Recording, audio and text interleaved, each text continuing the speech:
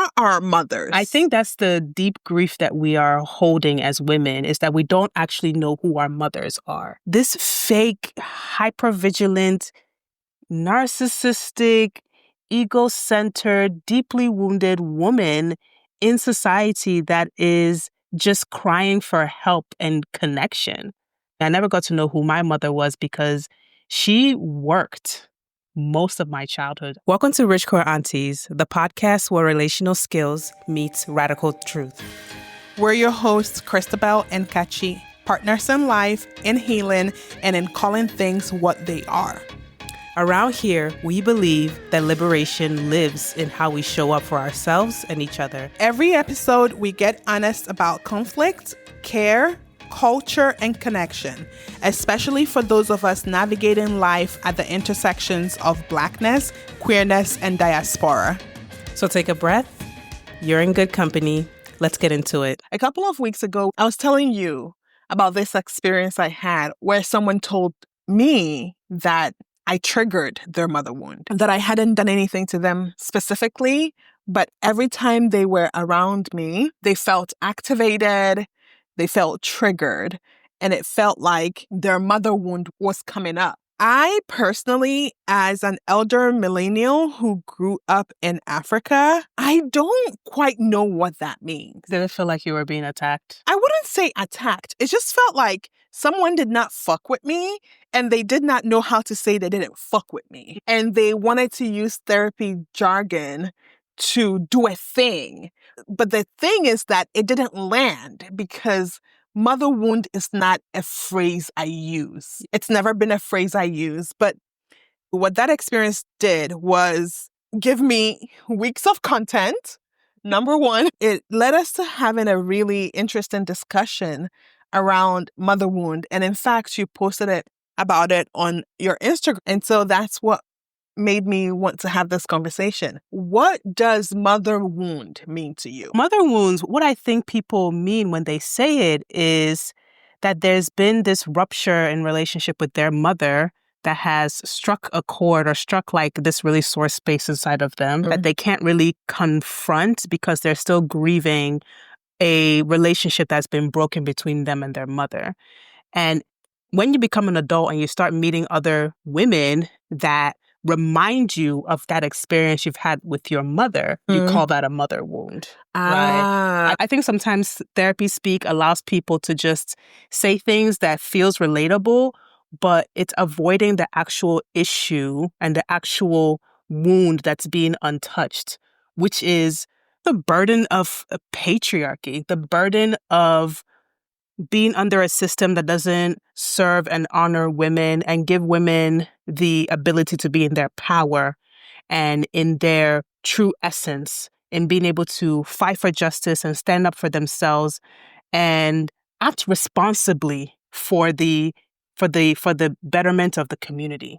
I guess this touches a little bit on my whole beef with therapy speak in general, but that's not what we're talking about in this podcast. I might touch on it, but having a relationship with one's mother, especially if you're someone who was socialized as a woman, under the heavy, oppressive foot in a culture that is patriarchal, deeply seated in religion. That is hard. Yeah. Because who really is your mother? That's a good question. Who are our mothers? I think that's the deep grief that we are holding as women, is that we don't actually know who our mothers are. This fake, hypervigilant, narcissistic, ego-centered, deeply wounded woman in society that is just crying for help and connection. I never got to know who my mother was because she worked most of my childhood. I mean, she's been a nurse for over 30 plus years. She was the breadwinner of the family. And when we would interact with her, it would be a mix of being soft and kind to highly irritable, to like highly judgmental, to overly obsessed with how women should present themselves and taking care of themselves so that they can get married to a man, and everything is always centered about the man. Yeah, because when you look back at it, I think there's context here that is important. Both of us grew up in African collectivistic households, collectivism that was shaped by colonialism and patriarchy. So we're talking women who got married in their early 20s. 23, 24, 25, they got married. Probably a little younger than that. And then they had children soon thereafter. So by 25, they probably had their first child. And so they knew what their role was in society, which was cater to the family, make sure the family presents well in public, make sure the kids are dressed well, make sure they look right, make sure they go to school, make sure they go to church, and the girl child, Make sure they're make obedient. sure they are obedient, make sure they don't get pregnant, make sure they learn how to cook, because how is a man going to marry them if they don't know how to cook? Very true. Make sure they don't have sex.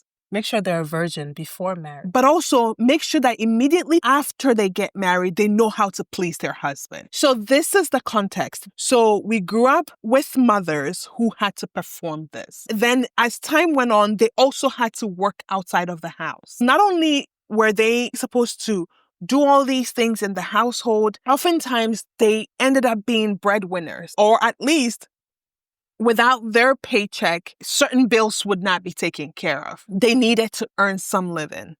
So when you look at the time they're going to spend cleaning the house, raising these children, working outside of the household, they did not have this luxury of time we have right now, exemplified by us sitting on our couch, recording a podcast about our thoughts and our feelings and our ideas about life. There was no room for that. And this is a relatively newer occurrence in the last 2 generations, right? It wasn't like this probably with our great-grandmothers. Yes, they too had to take care of the household, but they didn't work outside of the home. So they had a lot more time in the house, at the market. When they went to the marketplace to sell their goods with their sister wives or their friends, they conversed. It wasn't just on Sundays when they saw each other at church. So we have 2 generations of women whose lives are shaped around not only earning a living, but catering to men, catering to their children, even if they were doing it imperfectly. They were the ones responsible for feeding the children, for making sure that the kids did not go out of the house with snot on their face, right? So they're spending all this time doing this work with no time to know their own thoughts, to know their own ideas, to come into their own personhood and their own power. But in the last generation, they raised women like us, who, due to modern technology, we have all this time, we have access to therapy due to globalization and westernization. We have all these words and ideologies about what psychology means and what it means to find your own personhood. And then we turn around and pummel them and beat them over the head for not doing what they literally could not do. And I think to then weaponize that wound, because it's a valid wound, right? I've had to navigate a lot with my mother. So that wound is valid. But then to now weaponize it against other women we're in relationships with, that seems somehow deeply patriarchal. Wow. But actually makes sense that rather than to say, hey, let's examine or understand or even process through this, rather than saying, oh, that really hurt. I feel like I can't confront the person who did something to me, but now I'm going to target it towards you and dictate how our relationship is, rather than using it as an opportunity to just connect. Making other women feel like they're responsible for another woman's inability to hold their wound is very wounding.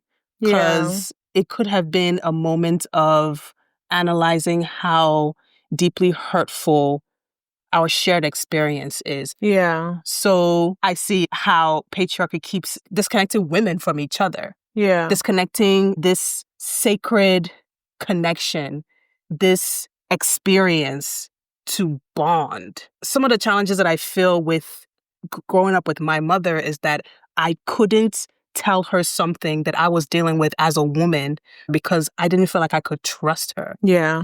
And I could sense that she couldn't trust me with sharing some of her burdens as a woman.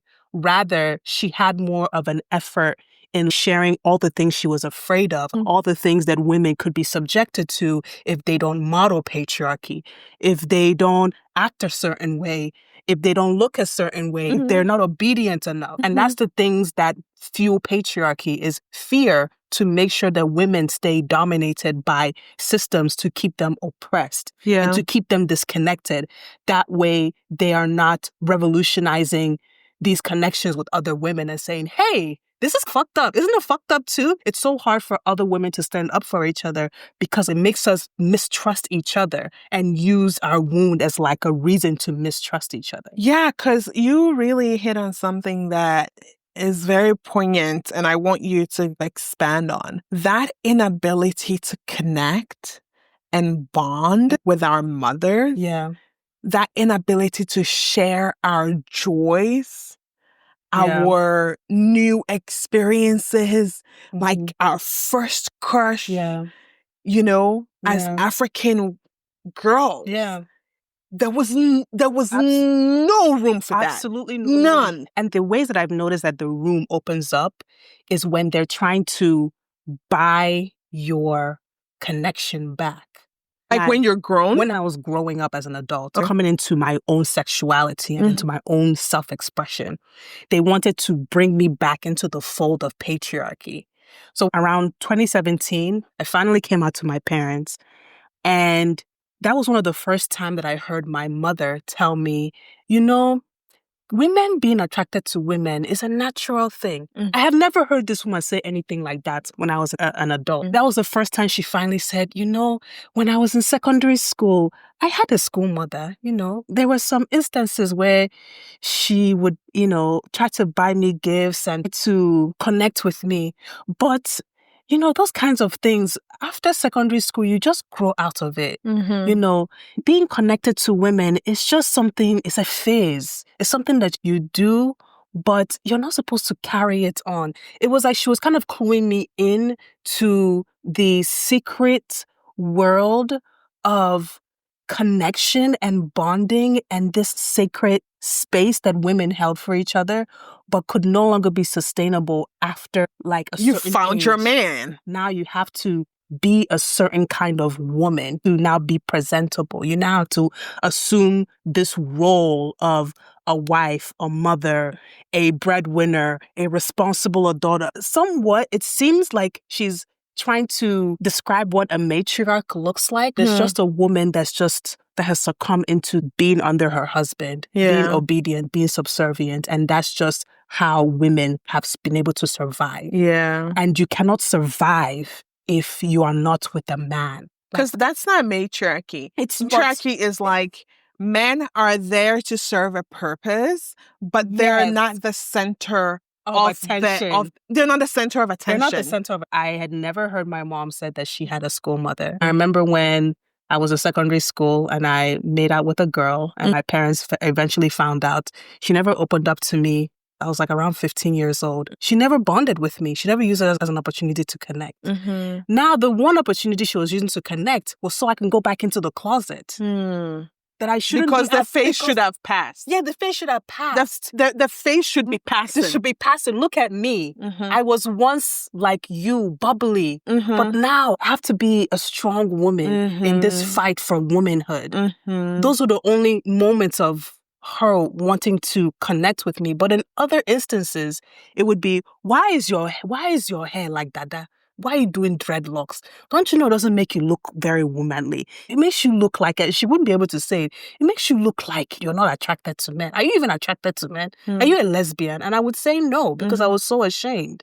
When I cut my hair and I went natural, when I stopped wearing makeup, when I stopped dressing feminine, when I stopped going to church, there were so many moments for her to say, you know what, this daughter of mine acts like me. This is my youthfulness expressed, but I can't find myself connect to them.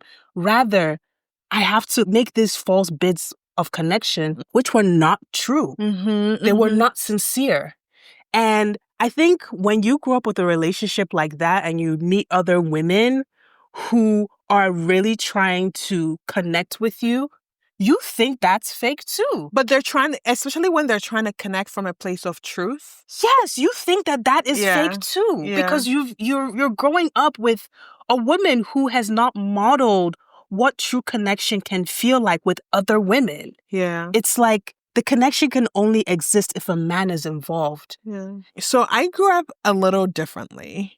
I grew up with a mother who left an abusive husband when I was 3 years old and my brother was 1 year old. She left because she couldn't take it anymore. And actually, she was taken in by my father's mother, my grandmother. My paternal grandmother loved my mom so much, cared for her, said, screw that man, because she too had left her husband, my paternal grandmother.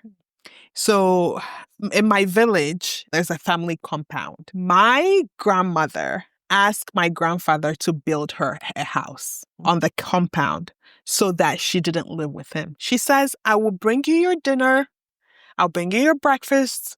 I'll bring you your lunch, but I don't want to live in the same house with you because you are filthy. And I just don't want to do it. So my grandfather built my grandma a house separate on the same compound. So my grandmother, I guess, oh my gosh, talking about is coming into this memory because my paternal grandmother, I never really thought of her as this very like feminist woman. Right? I'm using that colloquially. Just a woman's woman. A woman's woman. My paternal grandma was a woman's woman. So when my dad was beating my mom, she was like, fuck that nigga, move in with me with those children. So she took my mom, me, and my younger brother in. We lived with her for 2 to 4 years. Meanwhile, my dad still lived on the same compound in his house. This woman had them build a wall to separate like her part of the compound from my dad so that my dad would not come chasing after my mom to still be a nuisance. That's what my grandma did. She took my mom in. She loved on her. She supported her. And culturally, that is not acceptable because my mom couldn't even go back to her mom's house. She tried and she was sent back. She was sent back to my dad's house because she's a married woman. Yeah. Go back to your husband. That's a man's woman. You will not a woman's woman. You will not bring shame. No, it wasn't my maternal grandma who did that. It was the men in the house. It was that the men from my mother's village would not permit for my mom to come back after bride price had been paid on her head. But my paternal grandma took her in. And she stood in for her every step of the way. In fact, she didn't just caution... That is what's supposed to happen. She didn't just caution him. They built a physical wall. Exactly. To demarcate. Women should be more like this towards men. So that's how I grew up. And even when my mom found her footing and found a place to live with me and my brother, my grandma was still a big part of raising us. My grandma had a stall in the village. After school, we would go be with her until my mom could come home from work. Or if my mom traveled for work, as she would go to Ghana sometimes to go do business, we stayed with her. This is what women in power looks like. That was my paternal grandma. I love that. And so I don't think I realized how much of that I took on, both the act of my mom leaving and the act of my grandma supporting her. And so when we moved to Ghana eventually with my mom, I think there was a point where I was becoming a teenager. Things were cool till I was around 12, 13. And something about who I was becoming as a teenager really triggered my mom. It brought up deeply seated old wounds in her. She wanted to protect me from the man's world. And the only way she knew how to do that was to try to beat me into subjugation. So I was a girl's girl growing up. I wanted to wear lipsticks. I rode bikes and I played with the boys, but I still was like super femme. I wanted to wear jewelry to school. I was just such a girly girl. And it really did something to my mom. She banned me from wearing pants because wearing pants would attract men. I was not allowed to wear lipstick or paint my nails or do this and do that. My skirt had to be below my knee. So she instituted these like really harsh rules, and talking to her as I've gotten older, she thought was going to protect me from a male-dominated world. I think that your mother saw herself in you and was trying to stop you from attracting men that were harmful because her personal experience. I can see that.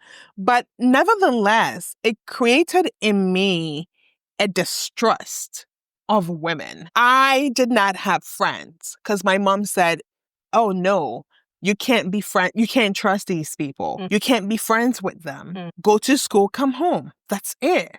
So I did not grow up with friends, and the friends I was allowed to have were those in the congregation, which essentially like we're all performing a thing. And that's not true friendship. I couldn't share with any of them that I had crushes on boys or I had boyfriends. I could not share any of that. And what my mom was trying to do actually did the exact opposite.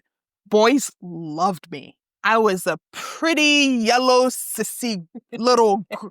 No, I was such a pretty little girl. When I was 12, 13, they just were all over the place. I think my beauty really messed with my mom. Because the boys, they just were like flies all around me. I can relate to that too. My mom was like, stay away from these men. I don't think I've told this story on the podcast before. I was engaged to a 37-year-old man as a 16-year-old girl. My mom was like, are you okay? What is wrong with you? I wanted to be married.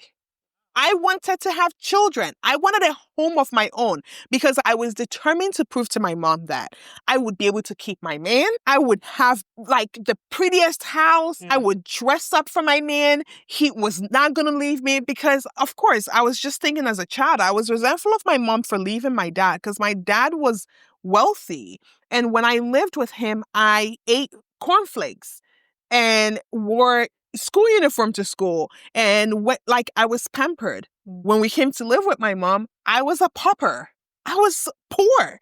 And if you know me till today, I like soft. I like easy. I like luxury. I hear that. Okay?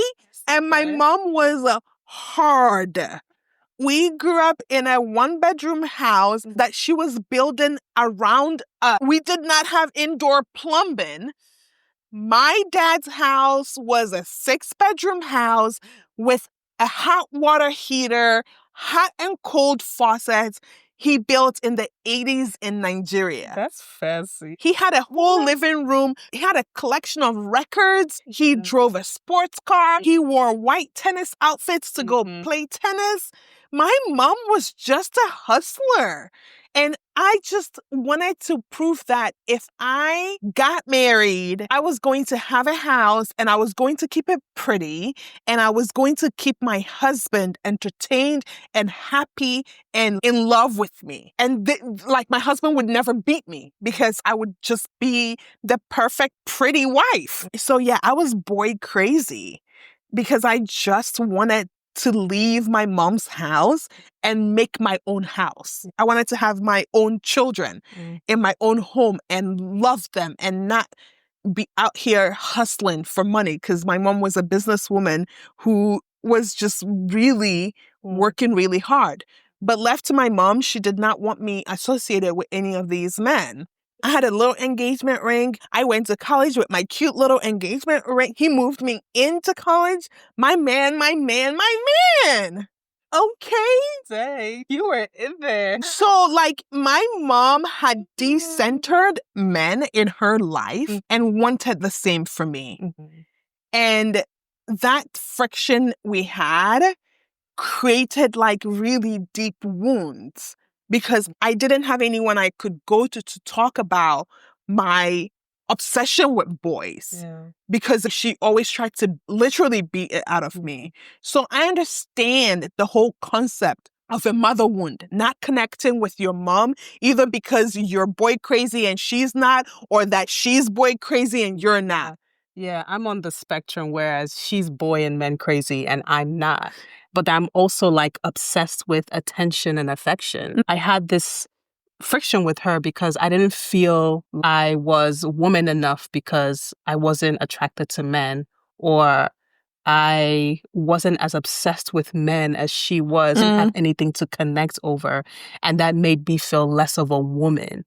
Like, I felt so much anger and hate and disgust when I cut my hair just to please myself and to please other people that I wanted affection from. I wanted to connect with my feminine and masculine self and feel okay in it. And it always felt like I was wrong for doing that. I was wrong for choosing my own self-expression, and that no man would find me attractive for the rest of my life.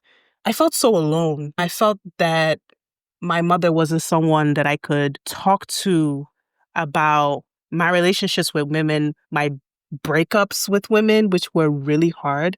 One of my first breakups is secondary school. I couldn't talk to anyone about it. I suffered through it for years afterwards. I was the one being socialized masculine. I'll be the provider and I'll take care of my woman, and she wouldn't have to like worry about anything. And the women that I was dating in secondary school were playing me. They didn't see me as somebody that could take care of them emotionally, and they were playing the game. We're not like for real. Like, after this, we all have to go back to chasing men. And I was the only one that was stuck. I actually don't want to chase men. So then what's left for me? Am I just going to be alone forever? Am I not going to be with somebody who wants to chase me? Is that not possible? And growing up with sisters also made it feel disconnected in that way. I noticed that they got more affection than I did. And I would feel the stares that my dad would give me or that my mom would give me if I wasn't dressed up like them. It would just make me feel really shitty. Nobody has to experience this just to be loved. So we both had mother wounds, right? We both were wounded by our relationship with our mothers in some way. But I think there is a point in our growing up, in our coming into adulthood and into our full selves, where we have to separate the system from the person. Which parts of how our mothers showed up in the world was as a result of patriarchy? Because I think it's when we are able to make that distinguishing, we're able to have relationships with other women where we're not scared to connect, where trust can exist. In trying to stay connected to my mother and my family so that I can feel loved and have a sense of attention, I went back into the closet, which was so unnecessary. And when I came back out, I realized how much damage I had done to my mental state by doing all of that. I lost my own personal self-trust. I didn't recognize who I was. And it forced me to be as aggressive in disconnecting from my parents so that I can regain myself and come back to my sense of worth, to remember my own self-worth.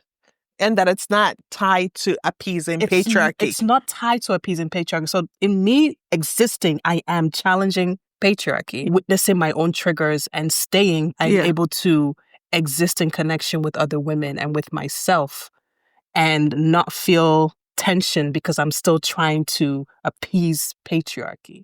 I'm not mad that relationship ended because I don't even know that I felt that she was my person. And I think that's allowed, even as we try to heal our patriarchal wounds. Because I choose to not call it mother wound. It's a patriarchal wound. We all have mother and us. It has forced me to have these conversations with you and internal dialogue around how do I still center patriarchy in my relationships? What does that look like? And how does it show up internally? I had a mom who was just basically a man hater.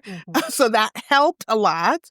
And I have been called a man hating lesbian in the last year, which I'm not mad about. So that's not even what I'm examining. I'm examining how I can continue to deepen trusts in my relationships with other women and people socialized as women who I care to be in relationships with, how I don't run away from triggers that arise from relating to them, how I'm able to name the fact that those triggers are here to teach me something, and how not to weaponize therapy speak in these relationships. Just because we're coming into all these knowledge on all this healing does not mean we get to ostracize ourselves from each other in this punitive way. So I do have a question for you.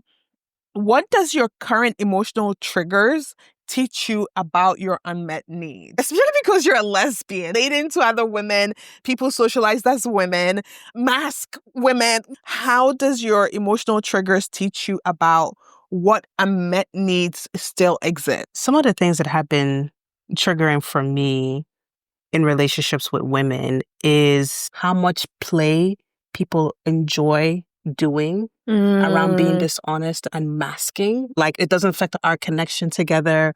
You don't say anything about it and you just keep silent. I try my best to at least point it out inside of me. What exactly is this reminding me of? And do I have a contention with this person? Or am I contending with like fakeness? Sometimes my relationship with my mother and father has been this very dysfunctional dynamic where we appear okay, seemingly okay, but we don't talk about our feelings. Pretend it doesn't happen, ghost each other, and then we enter the fold as if we're good because we are family members. We don't have to talk about that thing anymore. I really don't like that, even though I've performed and played in that a lot. And some of my relationships that I've had with people who I've been with has been like that. And I have also shown up like that. And we've mimicked each other. And those relationships didn't last. When something really harmful happened, we couldn't talk about it. And it was so difficult for us to be vulnerable and honest and share what was really painful and then still appreciate each other afterwards. It was so heavy that I couldn't stay at some points of it. My unmet need there is feeling a sense of security that despite our fuck-ups, we can still be at least friends. Like, at least check in on each other. And follow through when you say you're going to do something. Pretending that something that just happened and we're still beefing about it. When you see me in public, you're like, hey, I fucking hate that shit. I've done it. I've done it. But like, I never really knew how viscerally violent that act is. I have like, never things done are it. Cool. I don't know. I think it's because I have never been able to do it. For me, what's being unmet is to just clarify if we're not good and just stay your own lane. Let me stay my own lane, because if I have to now submit to pretending, that just feels like, again, patriarchy trying to weave itself back into my life where it doesn't make any sense, but we're out here just like performing it because we're so fucking disoriented and so like afraid of the truth. Let me tell you, I am so scared of living in a psychosis or in a delusion because I have a brother who lives in psychosis perpetually, or we live in a world that is delusional. I feel that existence is absurd. If we're beefing and we have not settled that shit and you approach me in public, I will embarrass you. That's what I end up doing. I ask them, why are you talking to me? I'm confused. You didn't text me? It's not like they didn't text me back or that we still have a beef. It's like, okay, you're going to approach me in public and you be like, hey, girl, I know I still owe you a text, but what happened was, then I can get into it. But if you behave as though that does not exist, and I'm so sorry. I don't know what kind of ableist that makes me. I am not here for it. I would never be here for it because it is so violent. That's what our mothers did to us. And that's what the system does to us. Ultimately. And I refuse to recreate that in my interpersonal relationships. And which is why it feels like I am so strict about people returning text messages and returning calls. Thing, but and holding that will just like say, you do not have the right to ask that of me. Because I'm neurodivergent. I too have CPTSD. Because that's what brought up this thing with this person I'm talking about. I dared to say, you made a promise. I expect for you to keep that promise. If you're not able to keep that promise, I expect you to name it. Like, it's not punitive. Patriarchy does not allow people to be accountable. Because that's the fundamental people of it. think when you approach them in such honesty and openness, you're being punitive or you're trying to shame a person. That's not what's happening. I am showing you that I believe in your capacity to show up as you say you want to show up. I am here. I'm approaching you in kindness, low-key niceness too. But like, bar anything else, I'm always going to be kind, but I'm going to be firm and I'm going to be straightforward. You said you were going to do a thing. You did not do the thing. Can we talk about it? Can you bring it up? So that's how I begin to heal my mother wound, right? I stop recreating patterns of like violent acts that kept me disconnected from the person who bore me. Because I understand that my mom might just be my mom, but she is connected to the matriarchy, right? And every woman or every person who identifies as such that I encounter, I am interested in meeting you in honesty, in truth, in kindness, but in forthrightness. I don't have the energy to pretend with you. Like your mother probably pretended with you, or you pretend with others. I just don't have it because that puts me in a mental state of deep distrust. I don't know who to trust, and I don't want to live that way. That is paranoia, and I don't want to subject myself to that. So that's why truth is my biggest like North Star. It doesn't mean I can't move with someone who is dishonest, but we're going to point out that you're dishonest. It's just going to be named in some shape or fashion. I'm not going to be here talking about community this, community that, but meanwhile, you would never return my text messages or my calls and follow up on a promise you made. That is not okay.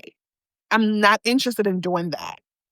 Think that for me, that's how I make sure I do not carry the wounds inflicted on me by patriarchy through my mom onto other women, both in my romantic relationship and in my friendships. And if anything, my friendships are the biggest place for me to practice that. Because my romantic relationship generally is just like with one person. And there's only so much aspect of yourself you can see in one person. So being reflected by other people in my friendships is such a powerful tool for me to dismantle patriarchy. And I think what we do in our interpersonal relationships, we are able to then carry forth systemically and effect change. But it starts in how we relate to each other. What does it look like to teach our mothers how to treat us, not through confrontation alone, but through embodiment. I want to teach my mother the importance of being honest and being powerful in your honesty. I don't want to pretend that I'm someone else so that she can pretend that she knows me. I want her to value how important knowing who their child is over who they want their child to be and remind her to be in her own power. I will say that you're in a different place than me. I have been on this journey for the last decade, and I actually didn't focus on her at all. I didn't care what she did. I cared how I showed up. I didn't care if she dismantled patriarchy in herself. I didn't care if she was more honest. I didn't care if she was kinder.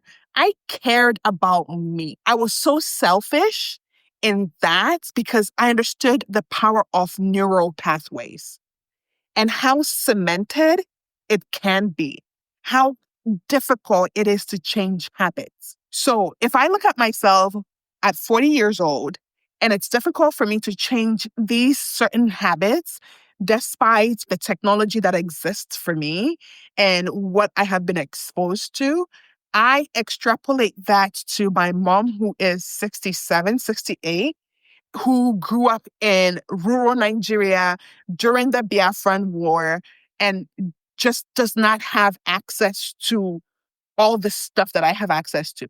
So it must be such an uphill battle for her to even attempt to change any of these things, even if the desire is there. More times than not, the desire is not even there because the way she's been operating, she has told herself works for her. So I don't want to take on that work. My work, though, is me. I'm going to show up truthfully with her every single time. I'm going to call out any bullshit every single time. I'm not calling it out for her to acknowledge it's for me. I will call it out with her the way I will call it out with strangers, the way I will call it out with my friends, the way I will call it out with my partners. Every single time, because I am fighting for my life. I'm fighting for my ability to be in relationships that are fulfilling, that are nourishing, and that will help me survive fucking capitalism. So I will call your bullshit out every single time. I don't call it out with an expectation for there to be a change in her behavior. I'm calling it out for the sake of truth. I am not going to be complicit in my own oppression. I refuse to be complicit in my own oppression. No one will ever look at me and say she kept quiet because she liked it. No, my voice would be loud every single time. And that's what I tell other people who are doing this work, who are embarking on this work. Do it for you. Don't do it to change anybody. Change your dance steps. You don't have that power. You barely have that power over your own self. If you look at your own relationships and the things you want to change and the ways you want to show up differently, you know how hard that shit is. So you're telling me that you're going to be focused on you and then her? That's just an impossible task. And that is kindness. That's love. That's giving her grace. Because this is one thing I know for a fact. You might not be interested in changing the dance, but you're interested in changing your dance step. And in doing that, the dance will inevitably change. It will change. Because if you both have been tangoing and you suddenly start bachata, it ain't no tango no more. Maybe she ain't ever gonna get on that like rhythm with you fully, but it ain't gonna be tango no more. And I think that is the work. How do we change the dance? By changing my dance step. That's the work I've been called to doing the last 10 years with my mother. So we went from yelling matches on the phone, cussing each other out, blocking each other. I think patriarchy is violent. Very. Too often we're fighting patriarchy with kids' gloves. We are being too polite. We're still being the obedient pick-me child. And I'm not saying this to be demeaning. I'm just saying that is how we were trained. We were trained to be obedient. And in fighting patriarchy, you have to be disobedient. I will even go as far as to say that disobedience is a fundamental tenet to fighting patriarchy, because what you've been conditioned to be obedient to has been injustice. What the fuck do you mean you're still homophobic in 2025? Are you crazy? That is what changed and revolutionized my relationship with my mother. I had to let go of the PC culture, because people I was in partnerships with, they would hear me talk to my mom and be like, you've probably done it. You know I'm not making this shit up. No, you're not making it up. It's a shocking experience, but it's effective. I will say that. Do you know why it's effective? Because you're fighting for the truth. For the truth, yeah. And bullshit cannot hide from the truth. You're fighting for truth. You're fighting for justice. Call it that I'm the Libra, whatever the astrology girlies are going to say. Nothing will get my fangs out more than fighting for injustice. I will fucking bite your head off. The fuck are we talking about? We're just talking human rights. So the conclusion of this for me is, if you have mother wounds, if you're triggered in your relationships with other women, go take it out on your mother. i.e., go take it out on patriarchy. Go resolve that. Not a single person will ever say Christabel tiptoes around the truth. God forbid. Could not be me. And that's that on that. We done? We're done. Okay, perfect. Thanks for listening to Rich Queer Aunties. If this moves something in you, share it with someone you love. And don't forget to subscribe, leave a review, or slide into our DMs with your reflections. You can find us on Instagram and everywhere on social media. Rich Queer Aunties, Christabel Minta Galloway, King Kachi. Thank you for being with us.